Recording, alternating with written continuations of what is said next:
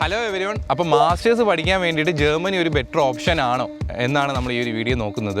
നിങ്ങൾക്ക് ഒരു free of കോസ്റ്റിൽ വേൾഡ് ക്ലാസ് എഡ്യൂക്കേഷൻ കിട്ടുന്ന ഒരേ ഒരു ഓപ്ഷൻ എന്ന് പറയുന്നത് ജർമ്മനി മാത്രമാണ്. അപ്പോൾ ജർമ്മനിയിലെ പബ്ലിക് യൂണിവേഴ്സിറ്റീസ് നോക്കുമ്പോഴത്തേക്കും നമുക്ക് മോർ ദാൻ 200 പബ്ലിക് യൂണിവേഴ്സിറ്റീസ് ആണ് ജർമ്മനിയിൽ അവൈലബിൾ ആയിട്ടുള്ളത്.